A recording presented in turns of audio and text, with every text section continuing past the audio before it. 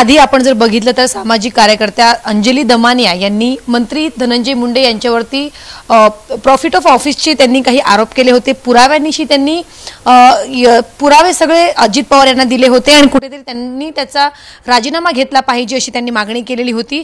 आणि आता एक मोठा खुलासा त्या उद्या करणार आहेत, त्या संदर्भात आपण त्यांच्याशी बातचीत करूया। याआधी तुम्ही पुराव्यांनिशी काही आरोप केले होते, पुरावे दाखवले होते, तेव्हा त्यांचा राजीनामा घेण्यात आलेला नाही, तुम्हाला सांगितलं होतं की आम्ही पुढची कारवाई करू। आता तुम्ही एक मोठा बॉम्ब उद्या तुम्ही फोडणार आहात, एक मोठा खुलासा करणार आहात, नक्की काय आहे प्रकरण आणि वाटते का की उद्या याच्यानंतर कारवाई होईल?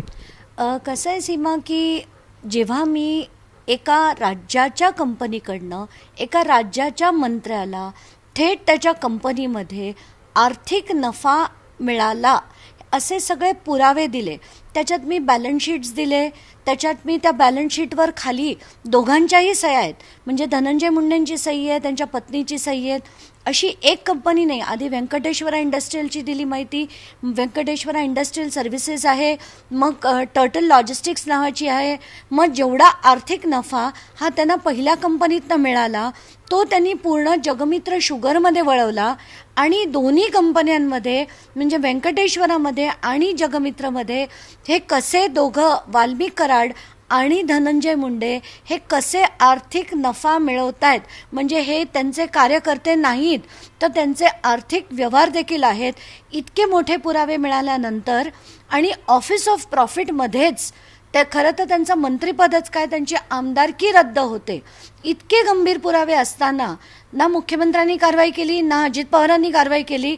नंतर बहुतेक त्यांची दोघांची खात्री पटली, त्यानंतर ते एकमेकांवर टोलवाटोलव केली की हे म्हणाले ते घेतील, ते म्हणाले हे राजीनामा घेतील किंवा निर्णय घेतील।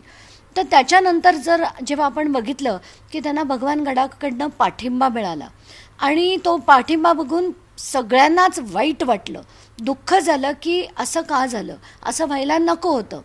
तर मला देखील आता वाटतंय की हे जे सगळे पुरावे आहेत ते प्लस मी उद्या जे करणार आहे ते आत्ताच्या घटकेला मी नाही सांगणार की मी उद्या कुठला खुलासा करणार आहे, पण तो अतिशय मोठा खुलासा आहे आणि ते झाल्यावर हे सगळे पुरावे घेऊन मी भगवान गडावर जाणार आहे।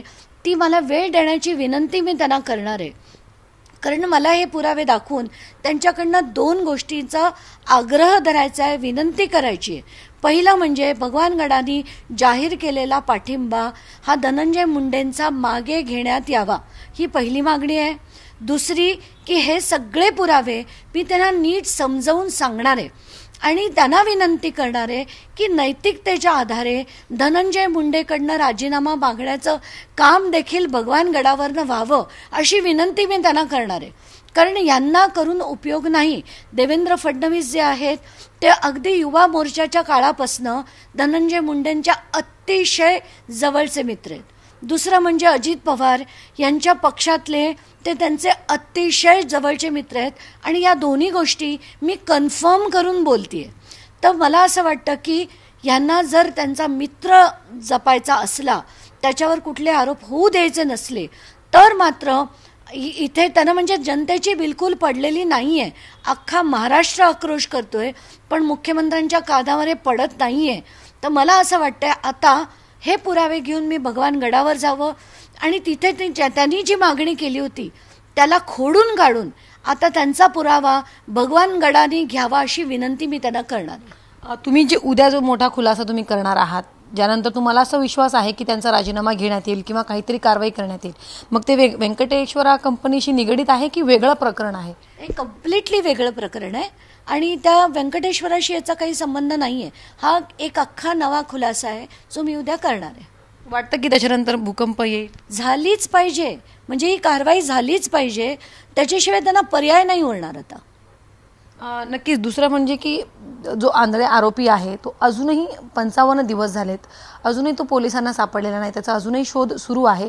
यामागचं तुम्हाला काय कारण वाटतं? कारण की मध्यंतरीत तो सापडत नाही पोलिसांना, त्याचा पत्ता कुठे लागत नाहीये, तर कुठेतरी संशय व्यक्त केला जात होता की त्याच्याकडे ठोस पुरावे असावेत म्हणून तो सापडत नाही। सीमा, हे नक्कीच आहे आणि मला भीती याच गोष्टीची वाटते की तो मिळेल की नाही।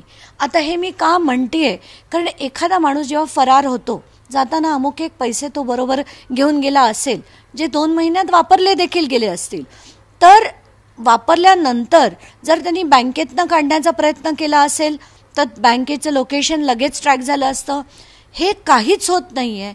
याचा अर्थ त्यांना कुठेतरी पुरवठा होत असेल किंवा ते असतील की नाही अशा दोन्ही शंका मनात येतात. पण आत्ताच्या घटकेला आपण उगाच स्पेक्युलेट नको करायला. ते मिळतील अशीच आशा करूया, कारण अनेक गोष्टी ज्या आहेत त्याचा उलगडा ते मिळाल्यानंतरच होणार आहे.